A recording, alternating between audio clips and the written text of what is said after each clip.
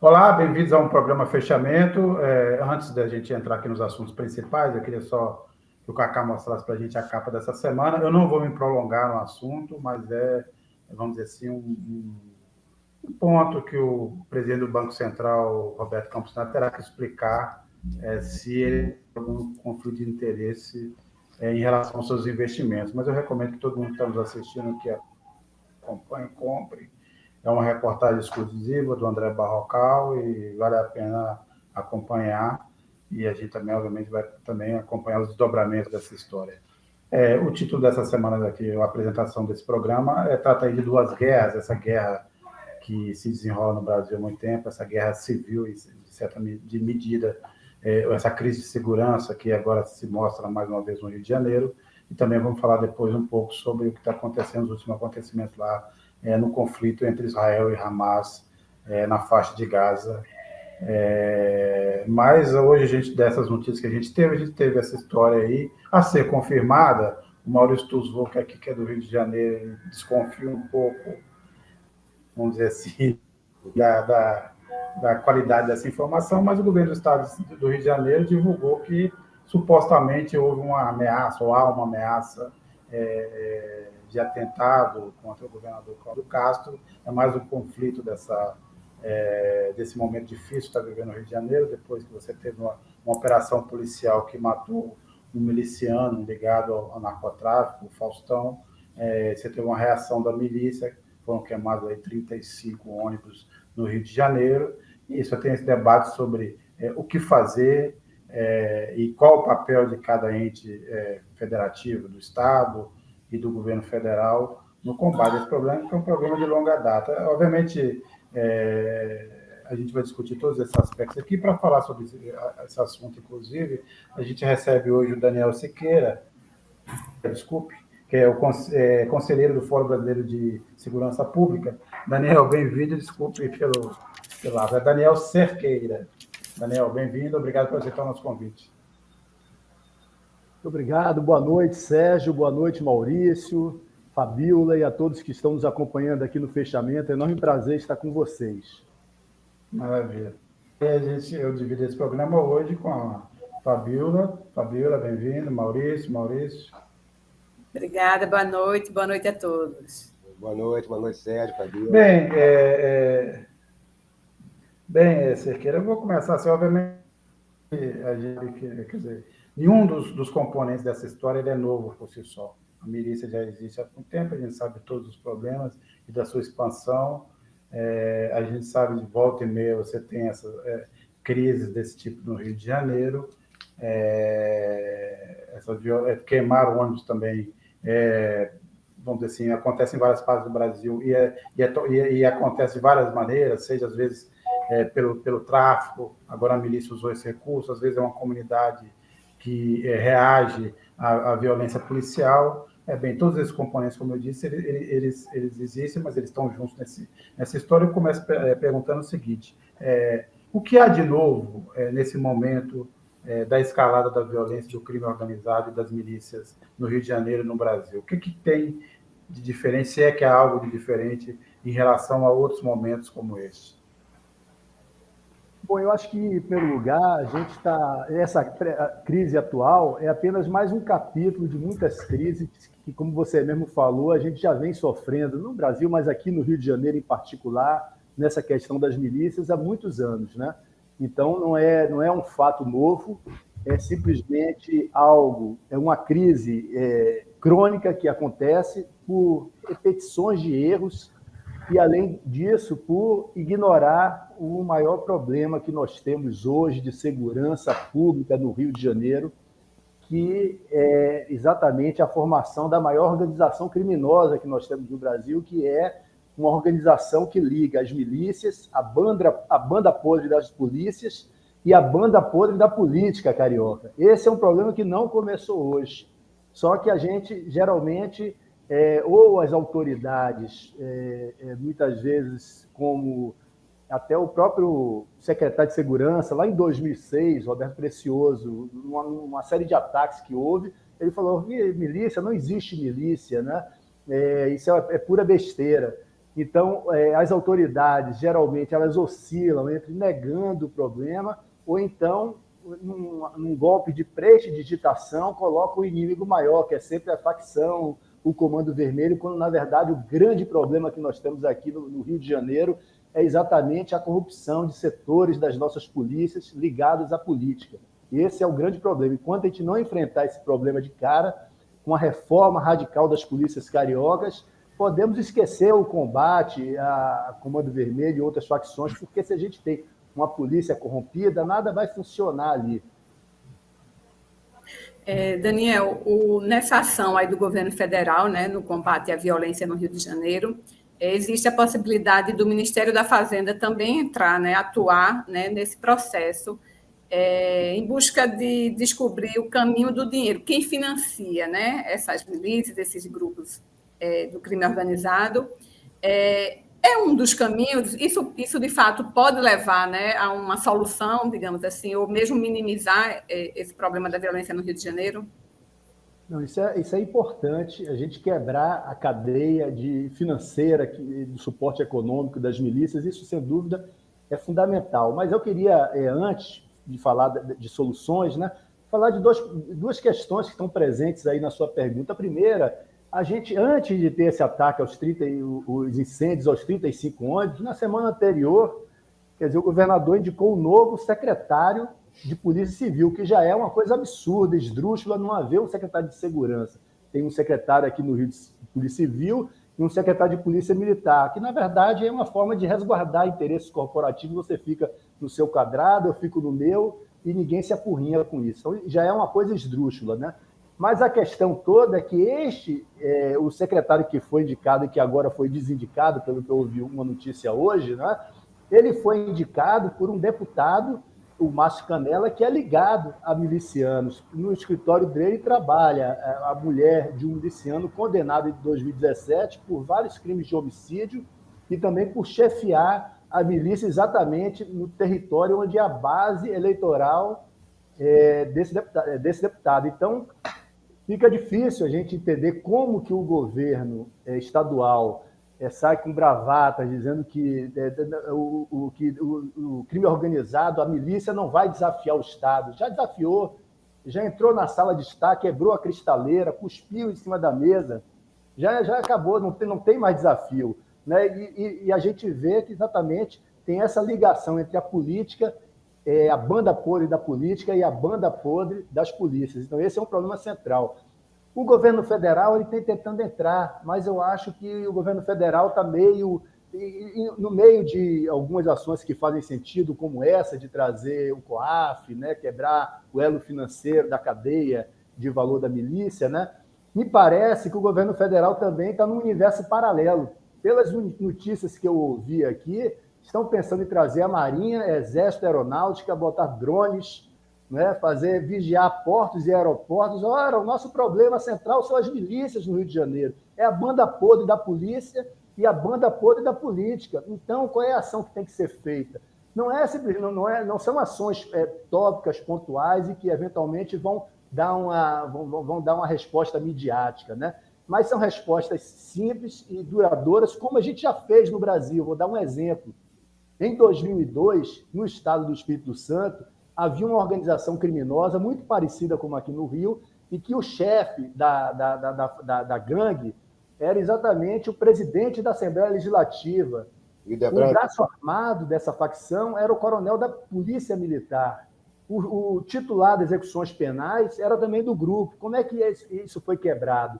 Uma força-tarefa, na época foi 2002, governo Fernando Henrique Cardoso, que levou para lá a Polícia Federal, o Ministério Público Federal. Eles fizeram uma investigação, inteligência, prenderam esses cabeças, eles foram para prisões lá em outros estados, né? E, a partir daí, o Espírito Santo começou a tirar o pé da lama, naquele sentido de uma vida com facções, né? No Rio de Janeiro, a gente perdeu aqui no Rio de Janeiro a capacidade de uma solução endógena, ou seja, uma solução feita pelo próprio Rio, tendo em vista a degradação institucional das nossas organizações aqui, não só policiais, mas políticas. Portanto, a presença do governo federal é importante, mas de que forma? De duas formas. Primeiro, estabelecendo essa força-tarefa com um único, exclusivo objetivo. Não é olhar droga, não é olhar comando vermelho, mas é fazer um processo de inteligência e investigação para fazer a depuração dessas bandas podres que eu falei, né? Então, é fazer um trabalho sério de inteligência para prender esses cabeças, né? E, ao mesmo tempo, numa segunda linha, fazer um trabalho também para quebrar o braço econômico dessas milícias, né? E aí sim entra a COAF, eventualmente entram outras organizações, né? Tem que se fazer também uma articulação para poder se depurar essa banda podre, né? Tem que se fazer uma articulação com o próprio Supremo Tribunal Federal, com a Justiça Federal, uma articulação para que soluções sejam feitas, porque muitas vezes aqui no Rio a gente vê casos de milicianos acusados de homicídios que mais à frente ele é solto pela Justiça. Então tem que haver um processo de concertação política desse processo aí, envolvendo essas várias organizações. E um outro eixo que tem que ser feito é o seguinte: o que é esse modelo de negócio chamado milícia no Rio? É um modelo de negócio que tem três elementos, né? O primeiro elemento é o domínio territorial armado. O segundo é a exploração econômica do território. E o terceiro é o monopólio político ali, ou seja, uma vez que a milícia está ali, as pessoas só votam naquela pessoa indicada pelos milicianos locais. Quem é opositor àquele nome ali não entra nem naquela região. Então, essa ação policial tem que entrar e desarmar isso, mas, além disso, a gente tem que eliminar as lacunas onde as milícias exploram economicamente e ganham dinheiro, né? Então, a milícia ela nasce exatamente da ausência do Estado. Então, a gente tem que entender onde que o Estado está ausente e a gente tem que preencher essas lacunas, né? E, claro, tem que ter esse trabalho de inteligência policial que envolve não só polícias, a banda podre da polícia, da política, mas também até servidores municipais. Grilagem, esse processo de grilagem, construção irregular, como aqueles prédios que caíram outro dia aqui no Muzema, só acontecem porque também há condescendência de servidores, de fiscais da prefeitura. Então, tem que haver o trabalho, tem que ser nessa linha, em foco exclusivo, nessa maior organização criminosa que nós temos no Rio de Janeiro. Daniel, você foi muito feliz em fazer em mencionar o Espírito Santo, né? Naquela época, muitos falavam na imprensa, né, sobre o narco-estado, né, que seria a situação do Espírito Santo na ocasião. Como você falou, foi a partir de um trabalho feito do governo do Paulo Hartung que isso começou a ser revisto lá e acabou tendo um alto grau de sucesso. Aqui no Rio, hoje, a situação talvez seja pior ainda do que foi, apesar de não chamar a imprensa, não usar esse termo de narco-estado, mas nós temos uma situação hoje, uma infiltração muito grande dentro do poder público. A gente fala não somente de parlamentares eleitos com o apoio da milícia, como também nós temos aqui no Rio de Janeiro pessoas que foram acusadas de envolvimento com a milícia e que estão no Tribunal de Contas do Estado, né? Quer dizer, nós temos um grau de envolvimento tal que eu te pergunto, é possível, porque sempre se fala em parceria, né? O presidente Lula, por exemplo, semana passada falou, não, é uma questão nacional, não posso só botar nas costas dos estados, porque isso sempre foi feito, colocar a questão da segurança pública nas costas dos governos estaduais. Temos que ter parceria. Mas no caso do Rio, você acha que essa parceria é possível em algum ponto? Ou você acha que o governo federal deveria fazer uma intervenção? Eu não falo dessa intervenção padrão de colocar tropas, Força Nacional de Segurança e invadir comunidades, nada disso. Fazer uma intervenção de fato na estrutura do poder de segurança pública no Rio para poder neutralizar essa corrupção que existe hoje dentro das forças de segurança? Perfeito, Maurício. Você notou bem que existe, claro, uma diferença entre o exemplo que eu citei do Espírito Santo e do Rio de Janeiro, que tem uma diferença de escala brutal, né? Mas, no caso do Espírito Santo, era um problemaço que não se resolvia há muito tempo, lá mais de década, né? E aí, por uma ação do governo federal em 2002, ou seja, portanto, antes do governador Hartung entrar, né? Começa a haver uma possibilidade de uma mudança na gestão política e uma mudança na forma de administração dos próprios recursos do Estado, né? No Rio de Janeiro, eu acho que a situação, o nível de dificuldade, como você bem lembrou, é muito maior, né? Eu diria que, de fato, as organizações políticas, jurídicas e policiais no Rio de Janeiro hoje perderam a condição de exogenamente, ou seja, a solução sair daqui do Rio mesmo, né? A gente vê vários governadores aqui que foram presos no Rio de Janeiro, Ora, o Ministério Público Federal, Justiça Federal, ninguém viu. Para esses governadores serem presos, teve que vir uma força externa do governo federal, Ministério Público Federal, Justiça Federal. Então, eu acho que tem que haver esse exercício aí do governo federal colocar foco. Eu acho que não precisa uma intervenção. Uma intervenção é algo político muito radical, que é basicamente para o país, né, do ponto de vista parlamentar, legislativo, né? Mas eu acho que, se for feito um trabalho sério, com uma força-tarefa, com policiais federais, com o Ministério Público Federal, fazer uma articulação com o poder jurídico maior, que é o Supremo Tribunal Federal, com a Justiça Federal, para haver um alinhamento desses interesses, é o seguinte: nós vamos dar um ponto final, ou pelo menos vamos mitigar muito esse problema dessa organização criminosa. Veja que nos últimos 16 anos aqui no Rio, estudos de pesquisadores da UF mostraram que as milícias cresceram 367%. 10% da área do Estado é dominada por milícias. Se a gente for fazer um retrospecto e caminhar antes dessa própria milícia que gerou esse modelo de negócio que a gente vê hoje como milícia aqui, que começa lá na favela do Rio das Pedras, com o Nadinho e um inspetor da polícia, se a gente voltar antes, no Rio de Janeiro, desde a década de 90, a gente vai ver que as grandes crises de segurança, a maioria, se não quase a totalidade delas, tem a ver com banda podre da polícia e milícias, né? Começa desde aquelas chacinas, e casos que são nacionais. O amigo aqui que está nos assistindo aqui de toda a parte do Brasil vão lembrar desses casos, né? Da chacina da Candelária, da chacina de Vigário Geral em 93, as duas, né? Onde mataram na Candelária 8 pessoas, mataram 21 em Vigário Geral. Quem eram os autores? Eram policiais ligados a grupos de extermínio, Polícia Mineira, que também é uma origem dessas milícias que nós temos, né? De lá para cá, a gente viu inúmeros casos, né? Eu até tinha pegado alguns aqui. 2006 teve vários ataques do Comando Vermelho, das facções criminosas, reclamando que a polícia e as milícias estavam atacando demais. Então, houve muito ataque. Foi aí quando o secretário de Segurança falou: não, que milícia? Não existe milícia. Houve a morte da juíza Patrícia Scioli, houve a morte da Marielle, né? Então, se a gente for lembrar os casos que acontecem aqui, geralmente, que geram essas grandes crises que têm repercussão nacional, vocês podem ter certeza que a grande maioria delas tem dedo de grupos de extermínio, esquadrões, os antigos esquadrões da morte, grupos de extermínio, milícias, banda podre da polícia e, por trás disso, a banda podre da política também. A gente tem recebido aqui várias mensagens. O Emerson, por exemplo: Rio de Janeiro é outro mundo, quem manda é o crime. O Marcos Magalhães: o Rio de Janeiro deveria mudar de nome para Rio das Mortes ou Rio em Crise Permanente. O Jorge Portugal: não podemos ignorar o fato de que as milícias receberam apoio da Globo para convencer a população de que era uma força benéfica. O Rui Donato: os bolsonaros botavam as fuças para dizer que milicianos não eram marginais, era um novo policiamento. A Michele PG: Cláudio Castro contribuiu muito para o caos, porque está no poder faz 4 anos e não fez nada de efetivo para mudar a segurança no Rio de Janeiro.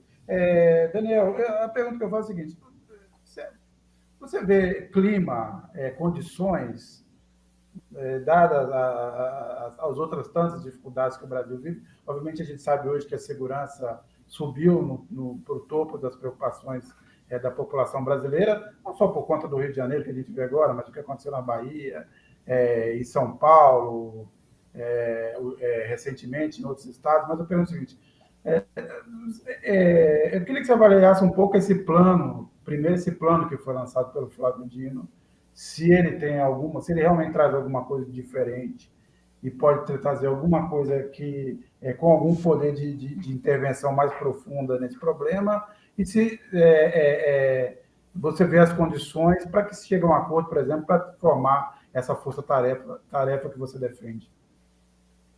Bom, primeiro ponto, né, agradecer aí os comentários aí de todo mundo que está participando aqui dessa conversa, né, e dizer assim, tem vários nomes possíveis. O nome que eu acho mais interessante foi dado pelo colega de vocês aqui, o Bruno Paz Manso, quando ele falou da República das Milícias. Ele escreveu esse livro lá atrás, né?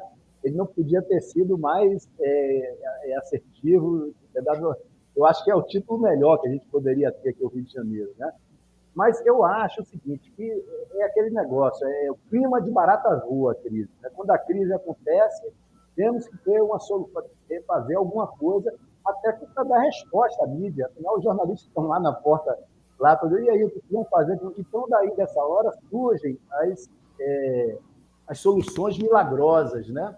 E essas soluções milagrosas, se você for ver, muitas vezes elas se repetem, e nunca deram resultado. Aquilo que o meu velho professor, Mário Henrique Simonsen, ele falava do teorema da contra-indução, jocosamente, claro, que dizia que no Brasil, quando algo der errado, uma política pública der errada, a gente continua repetindo inúmeras vezes para ver se em algum momento ela dá certo. Né? Então, vejam, eu acho que entre algumas ações que são corretas, como, por exemplo, botar o COAF, fazer uma força-tarefa para investigar essa estrutura financeira, econômica, para quebrar as pernas econômicas da milícia, isso é fundamental. Mas, por outro lado, a gente percebe o seguinte, que olhando o conjunto da obra do que foi colocado, pelo menos pelo que está nos jornais, pelo que a gente lê nos jornais, basicamente, eu acho que vive-se num mundo paralelo. Né? A ideia de trazer Marinha, Exército, Aeronáutica, nunca resolveu nada. Marinha, Exército, Aeronáutica não tem a ver com crime, não tem nada disso. Trazer drones, vigiar aeroportos, portos, trazer 300 homens da Força Nacional, ora, isso é absolutamente ridículo. Né? Então, eu acho que tem dentro desse conjunto de coisas aí, há algumas coisas que fazem sentido, né? E eu acho que, assim, qual é o foco? E aí é a grande questão. O foco não é a droga, não é a facção de narcotráfico. O foco tem que ser o combate a essa maior organização criminosa que nós estamos no Rio de Janeiro, que eu torno a dizer, é uma aliança espúria entre a banda podre da polícia, milicianos e a banda podre da política. Enquanto a gente não tratar deste problema central, não dá para resolver o problema de facção, porque com uma polícia corrompida, uma polícia que eventualmente ganha propina, ganha um arrego ali, como é que a polícia vai funcionar? Não funciona. Então, a gente tem que fazer como fizeram, aliás, os exemplos que a gente tem até internacionais. Né? Nova York, no começo dos anos 90, por exemplo, a taxa de crimes, de homicídios era muito alta. O que o prefeito Giuliani ele fez? A grande coisa que ele fez foi uma reforma radical na polícia nova-iorquina. Ele exonerou, demitiu 30% dos policiais, ele mudou completamente a forma de trabalho da polícia. Se a gente for, por exemplo, para um país, porque Nova York, e aí para os Estados Unidos, é um país desenvolvido, né? Vamos mais para o nosso conceito aqui, vamos pegar o México. Né? O México é um país que tem muito problema de crime organizado, de drogas, de tudo que a gente tem aqui, eles têm idosos cavalares. Né? Pois bem, lá no México, numa cidade fronteiriça com os Estados Unidos, cidade Juárez, eles chegaram a ter nessa cidade uma taxa de homicídio de 271 por 100 mil habitantes, que é muitas vezes maior do que a gente tem aqui no Rio. Né?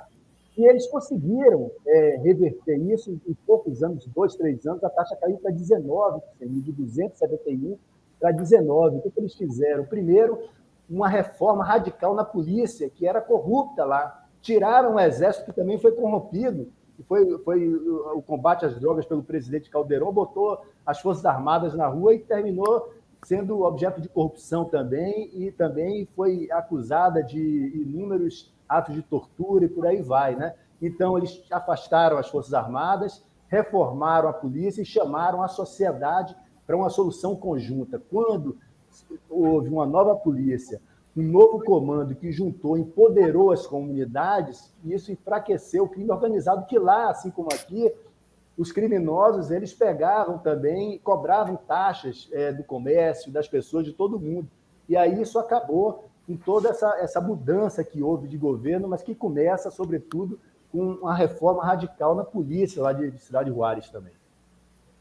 Daniel, a gente está vendo a situação no Rio, a violência no Rio de Janeiro é uma coisa histórica, né? Está no meio do furacão agora, por conta do episódio desta semana, mas a gente sabe que a violência tem tentáculos em todo o território nacional, né? Está na Amazônia, está na Bahia, e aí a minha pergunta é sobre a Bahia, eu queria que você analisasse a situação da Bahia, porque você falou aí da banda podre da política, da polícia, né? A Bahia tem um governo de esquerda, um governo progressista, pelo menos há 4 mandatos, já está no 5º mandato, mais de 16 anos, e não consegue resolver esse problema, né? Pelo contrário, me parece, por algumas declarações, inclusive de governadores, não só um, mas vários governadores, de certa forma, termina incentivando a ação violenta da polícia, que é uma das que mais matam, né? A polícia baiana. Então, eu queria te ouvir uma avaliação sobre a situação na Bahia. Certo, obrigado pela pergunta, muito importante, né? A gente primeiro tem que falar o seguinte, que existem diferenças, e eu acredito, eu conheço, não só por ter trabalhado, dado aula para muitos policiais, conversado com várias forças policiais, governadores em vários estados da federação, o Rio de Janeiro é um caso à parte, né? Então, vamos separar aqui na conversa Rio de Janeiro e o resto do Brasil, que tem problemas, como tem no Rio de Janeiro, mas não na magnitude, na escala que a gente tem, como o Maurício bem lembrou ali, né, antes. Então, esse é o primeiro ponto. O segundo ponto é que, tanto no Rio de Janeiro quanto na Bahia e em outros estados, a gente tem insistido em políticas que não dão resultados e, além, insistido, portanto, no erro, mas um erro que, na verdade, não é só um erro inócuo, que não dá resultado para melhorar a situação, é um erro que se acumula e ajuda a dinamizar a violência no país. E aí eu reporto 3 erros principais que eu acho que são que explicam bem a Bahia. Eu escrevi um artigo outro dia falando essa questão na Bahia, mostrando o seguinte, que se é verdade que no governo do PT, nas 4 gestões, a taxa de homicídio aumentou 102%, né? Nas 4 gestões anteriores ao PT, que foi do PFL, né, que era o DEM, que agora é o União Brasil, né, que era da turma do ACM, né, do Antônio Carlos Magalhães, a taxa de homicídio aumentou 217%. Em 30 anos, aumentou 1.367%. Então, na verdade, é um problema histórico. Esse problema histórico está lá, imanente, e, de repente, aquela crise pipoca aqui e acolá. A crise agora é porque começou a guerra entre facções pelo domínio do varejo, do mercado de varejo de drogas ali. Mas, por um motivo ou outro, na verdade, faz parte de um mesmo enredo, né? E esse enredo, ele tem alguns erros históricos. O primeiro erro, desculpem, o primeiro erro é uma aposta que a gente faz no Brasil, não só na Bahia, né? Na ideia de que nos irmãos gêmeos, que eu chamo de problema dos irmãos gêmeos, na ideia de que vamos fazer, o importante é fazermos a guerra às drogas, né? Fazemos a guerra às drogas e prender. Temos que prender todo mundo, né? Ora, a gente sabe o seguinte, que nenhuma polícia do mundo consegue prender todo mundo. Nos últimos 50 anos nos Estados Unidos e na Europa, a taxa de crimes cresce 5 vezes mais do que o número de policiais.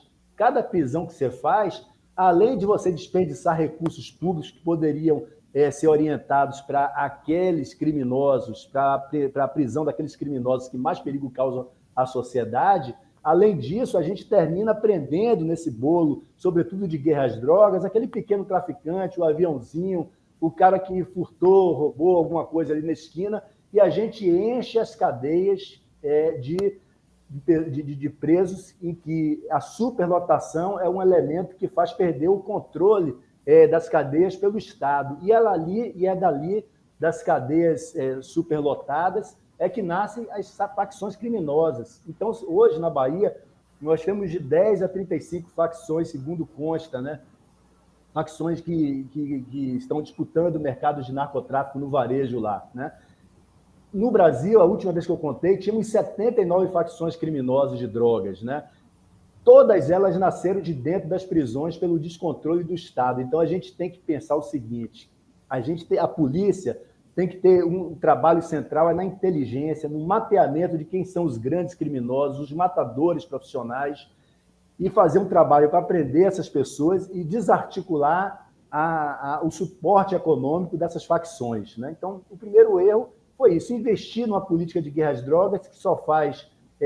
a gente fez um trabalho esse ano, divulgamos um trabalho mostrando que a guerra às drogas faz com que a cada ano, só em função dos homicídios que acontecem por guerra entre as facções, guerra entre polícia, facções, balas perdidas, crianças que morrem e tudo mais, são 50 bilhões de custo econômico, são 5,4 meses de expectativa de vida a menos do brasileiro por causa da guerra às drogas, né? Então, tem esse erro histórico. O segundo erro histórico que também está lastreado nas nossas instituições do Brasil colônia ainda, né? Que são instituições que nos legaram valores culturais, que aí nós temos o racismo estrutural, e nós temos aquele país de 2 andares, sabe com quem está falando, quem manda e quem obedece, né? Então, esses valores culturais fizeram o seguinte, ó, nos leva à ideia seguinte, quando morre alguém na favela, parte da sociedade aplaude, diz assim, isso, morreu é bandido. Olha, a gente não sabe nem se a pessoa estava envolvida, mas era pretinho, estava numa zona periférica, então é bandido, e bandido bom é bandido morto. Então a sociedade legitimou a licença para matar. E a licença para matar pela polícia, ela cria vários problemas de segurança pública, e eu não estou falando nem de Estado democrático de direito, não estou falando de direitos humanos, eu estou falando de política de segurança pública efetiva.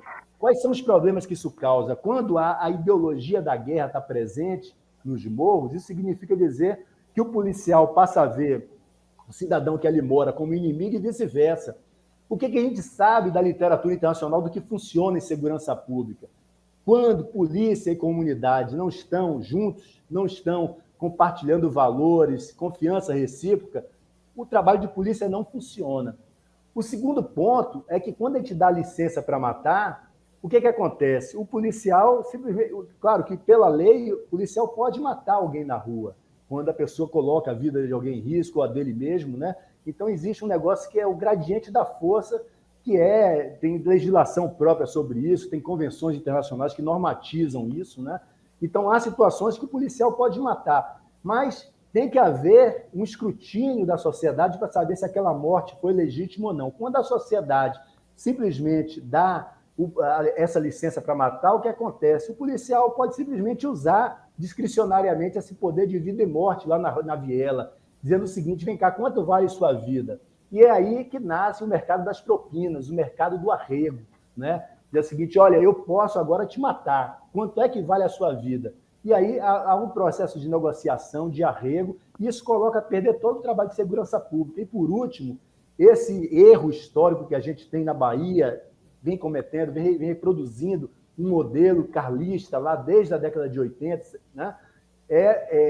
Traz um problema também, uma vítima que a gente fala pouco, mas temos que falar, dos nossos valorosos profissionais da segurança pública.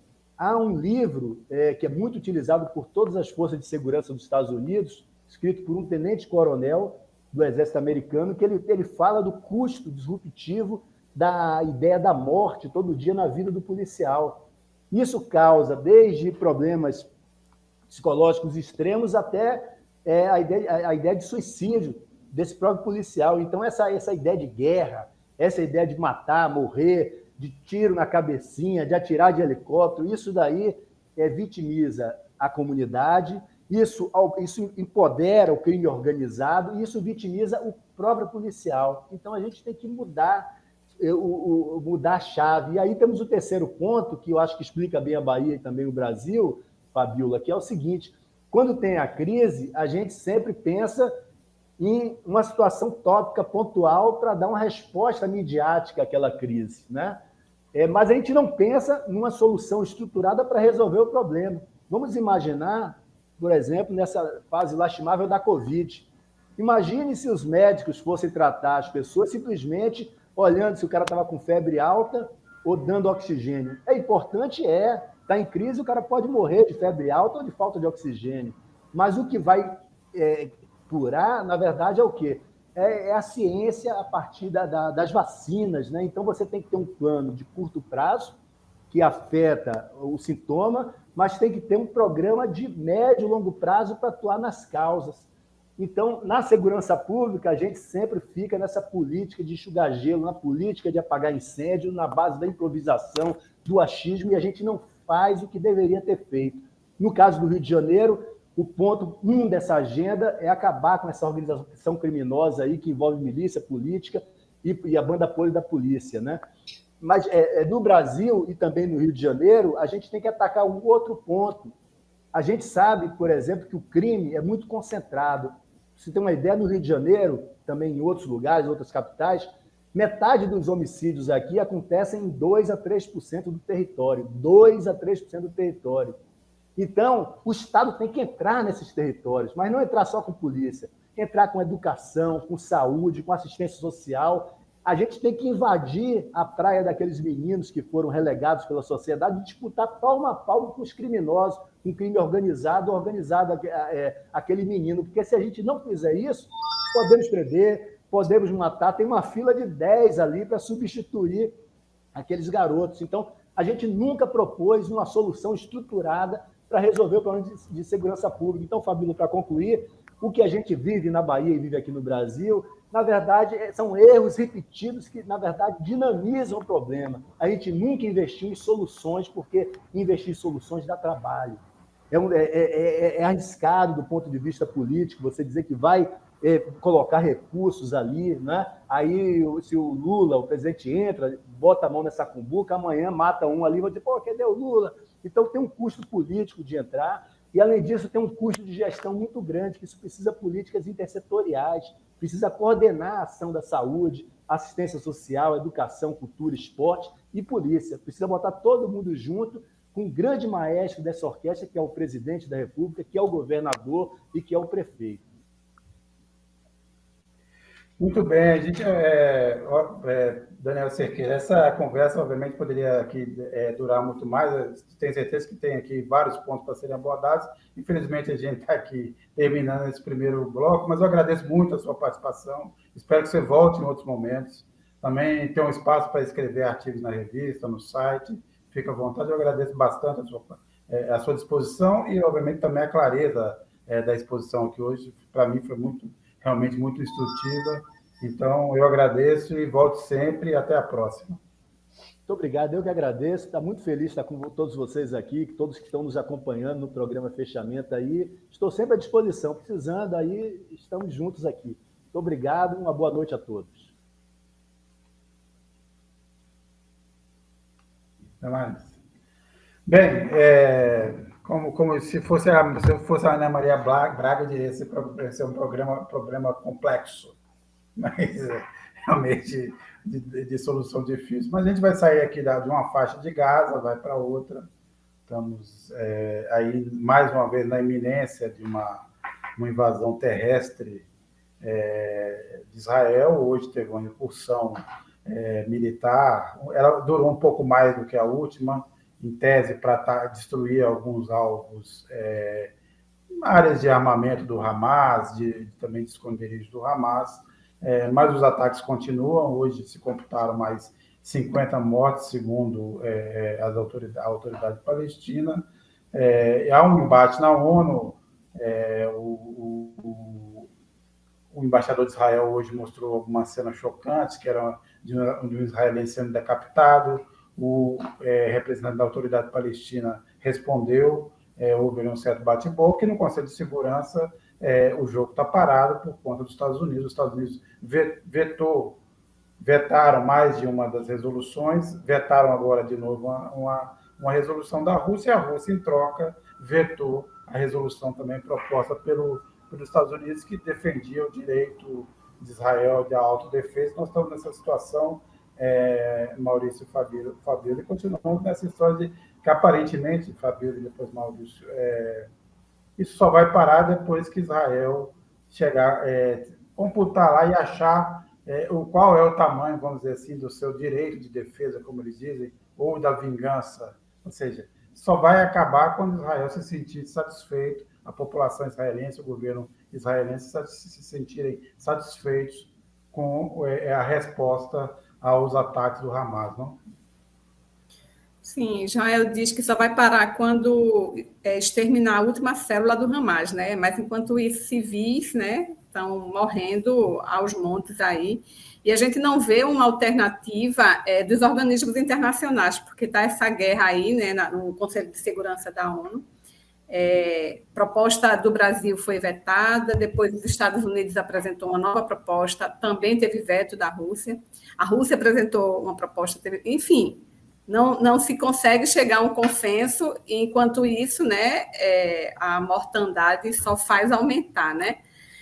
Inclusive, o secretário de Segurança da ONU chegou a justificar, não, mas chamou a atenção para um ponto importante de que essa guerra, né, esse conflito, ele já acontece há muitos anos, né, contra o povo palestino. Então, esse ataque do Hamas foi meio que uma resposta a todos esses anos de massacre do povo palestino. Não que justificasse, mas ele deu essa declaração que causou uma polêmica, foi pedido, inclusive, a renúncia dele, né, por Israel, pediu. Então, assim, a gente está com 20 dias já de guerra, né? A gente não vê um caminho de um final, porque nos próprios organismos internacionais a gente está tendo essa guerra e não se chega a uma solução. Então, lamentavelmente, é uma guerra que promete que vai ter ainda um longo caminho. Maurício? Sérgio, eu acho que, enfim, o mundo lamentou, né, e rejeitou, né, execrou o que foi feito pelo Hamas, assim que tem que ser feito, o que o Hamas fez foi uma coisa bárbara, a invasão do território israelense e tudo mais. Mas o momento agora, o que está acontecendo? O que tem acontecido nessas últimas semanas já, né, nos últimos dias, sobretudo, nas últimas horas? Está rolando uma série de bombardeios que estão acontecendo lá no território palestino, na faixa de Gaza, né, nessa parte que não compreende, né, como todos sabem, a Cisjordânia, que é outro pedaço. O exército israelense deu uma ordem, né, um ultimato para que a população do norte da faixa de Gaza se deslocasse para o sul, porque iria fazer invasão por terra, que começou hoje, né, efetivamente, com esse intuito, como a Fabíola falou, de terminar até a última célula do Hamas. Só que nós temos que ficar muito atento ao que está acontecendo hoje. O que está acontecendo hoje é um perigo muito grande de genocídio, mesmo, de limpeza étnica naquela região. Sobretudo pelo ódio que está sentindo hoje a sociedade israelense em relação ao que aconteceu. É um clima de revanchismo, de retaliação muito grande, né? Alguém falou agora, não me lembro quem, peço perdão, que o problema lá é que um enxerga no outro a própria morte. Eu acho que isso está muito presente lá hoje. Mas o fato é que, quando o exército israelense fala que vai terminar até a última célula do Hamas, eu estava até refletindo até mais cedo, estava pensando, é como se fosse, eu estava como Rio de Janeiro, né? Se fosse pensando numa faixa de casa para outra, estava do lado com segurança. A possibilidade de Rio, dominados pelo tráfico, por exemplo, existe uma gama de pessoas que elas trabalham, o que a polícia chama de associado ao tráfico, né? É um motoboy que às vezes vai levar uma quentinha de comida, os traficantes estão lá, é alguém que faz serviço de pedreiro, alguém que porventura faça um churrasco, não são bandidos, mas são pessoas que moram na comunidade e prestam algum serviço, porque a realidade colocada é aquela lá. Eu lembro do Amarildo, por exemplo. Você está um caso famoso, o Amarildo era uma pessoa assim, o Amarildo era um cara que era uma pessoa conhecida na comunidade lá da Rocinha, que fazia uma série de serviços, inclusive, porventura, possa ter feito para o tráfico, isso levou a polícia a considerar também o traficante quando não era e fazer o que fez. Acontece muito isso, pelos relatos que a gente tem também na faixa de Gaza. Todo mundo é do Hamas. Se o Israel considerar que quem conserta é um eletricista que conserta alguma coisa no escritório do Hamas é do Hamas, se alguém que dá um motorista que leva alguém da direção do Hamas de um lugar para outro é do Hamas, aí realmente vai ter que matar muita gente. Isso é muito preocupante. O mundo tem que estar atento a isso. A segunda questão, Sérgio, Fabíola, que eu queria colocar é sobre a crise que enfrenta hoje o multilateralismo, né? O Sérgio colocou muito bem a questão da paralisia terrível do Conselho de Segurança da ONU, que o Brasil está presidindo agora. Como o Sérgio relatou aí, os russos tentaram colocar, os Estados Unidos vetou do Brasil também, aí os Estados Unidos apresentou os russos e os chineses também vetaram. Eles ultrapassado o modelo do Conselho de Segurança, né? O governo Lula, o governo brasileiro defende essa ampliação permanente do Conselho, mas é uma coisa que tem que ser discutida muito, gente, porque nesse momento de avanço da extrema-direita em vários pontos do planeta, o multilateralismo está em crise, e quando você vê, por exemplo, o embaixador de Israel, o Gilad Erdan, ele pedir a saída, né, a demissão sumária do secretário-geral da ONU, o português Antônio Guterres, o primeiro-ministro de Portugal, é também uma aposta no fim do multilateralismo. Quer dizer, a ONU está de joelhos, mais uma vez se mostrando inoperante, como já foi várias vezes, no Timor, na Bósnia, na Chechênia, e por aí vai. Quer dizer, mais uma vez, a ONU está de joelhos, só que dessa vez, como é um conflito literalmente raiz na humanidade, que é o conflito entre palestinos e israelenses naquela região, eu acho que é muito importante o fortalecimento do multilateralismo agora. Estou muito preocupado, eu acho que a sociedade toda é muito preocupada com o que possa acontecer nas próximas semanas. De qualquer forma, a gente sabe que os Estados Unidos garantem uma espécie de salvo-conduto a Israel, só levantando um ponto, Maurício Fabíola, a autoridade palestina não faz parte do Tribunal Penal Internacional, mas aceita a jurisdição do Tribunal Penal Internacional. Isso quer dizer que o Tribunal Penal Internacional, por exemplo, poderá eventualmente vir a julgar integrantes do Hamas por crimes de guerra. Mas Israel não está no Tribunal Penal Internacional, não aceita a jurisdição e, portanto, não pode ser julgado nesse ambiente multilateral. E tem a defesa dos Estados Unidos. Os Estados Unidos está segurando a situação no Conselho da ONU, no Conselho de Segurança da ONU, para que Israel possa fazer uma incursão terrestre e fazer a sua vingança. Outro dia eu vi um vídeo muito interessante de um comediante palestino, foi num programa de um desses direitistas mais radicais dos Estados Unidos. Ele faz uma pergunta que continua. Primeiro, há mortes na Cisjordânia, onde o Hamas não está. Já foram mortos mais de 100 palestinos na Cisjordânia ocupada. É uma região onde o Hamas não atua. E segundo, ele perguntou o seguinte: qual é a taxa de câmbio para as mortes? Quantos palestinos precisarão ser mortos para vingar a morte de um israelense? Essa é uma pergunta central. E essa foi uma das coisas que o Antônio Guterres levantou, totalmente racional. Foi uma fala tranquila. Ele condenou o Hamas, mas disse: você não pode ter uma punição coletiva aos palestinos. E isso é um problema que não nasceu no vácuo. Ele existe há menos de 56 anos. No caso da faixa de Gaza, são 56 anos desde a invasão de Israel, que ocupou aquela área e transformou aquilo e isolou, criou, na verdade, a maior prisão a céu aberto do mundo, que é o que a faixa de Gaza é. Então, essa é a situação atual e eu não vejo. Agora, as consequências, a gente sabe quais são. Mais estabilidade no mundo, mais estabilidade primeiro no Oriente Médio. As relações estavam sendo reconstruídas, se esgarçaram novamente. Depois, mais violência no mundo. É o mesmo efeito da guerra ao terror. E é engraçado que eu estou aqui em Lisboa, vocês sabem, e a Europa, a essa altura, como nunca, virou um apêndice dos Estados Unidos, sem perceber que ela é a que mais sofre diretamente com os efeitos do mundo ocidental, a que mais sofre diretamente, porque não é nos Estados Unidos, tirando o 11 de setembro, você não vê ataques e aquele atentado em Boston, talvez na corrida, você não vê com frequência ataques terroristas nos Estados Unidos. Você vê aonde? Foi na Espanha, foi na Rússia uma vez, foi na Holanda, aqui é a Europa que acaba sendo o centro e atrai para o Ocidente esse problema centralmente que se espalha pelo mundo. É mais medo no mundo e mais instabilidade no Oriente Médio. É isso que Israel acaba criando. Eu queria agradecer quem nos acompanhou até agora, lembrando também que contribuam para com a revista, façam Pix, assinem a revista, assinem o canal da Carta Capital no YouTube, ajudem como puderem. Eu agradeço muito quem nos acompanhou até agora, Fabiano, Maurício também, agradeço mais uma vez a honra de dividir esse programa com vocês. Então, até a próxima, até breve. Tchau, gente. Já notou como os jornais de maior circulação do Brasil estão sempre unidos na defesa de pautas como controle de gastos públicos, Banco Central independente e a firme oposição a qualquer iniciativa para taxar os 10% mais ricos, aqueles que abocanham 60% da renda nacional? Pois é, esse monocórdio discurso único da mídia tem raízes profundas. Somente 5 famílias controlavam metade dos veículos de comunicação de maior audiência do país em 2017, segundo a ONG Repórteres Sem Fronteiras. E o pior, essa concentração está aumentando com a compra de grupos de mídia por bancos e corretoras. Agora, refresque a memória.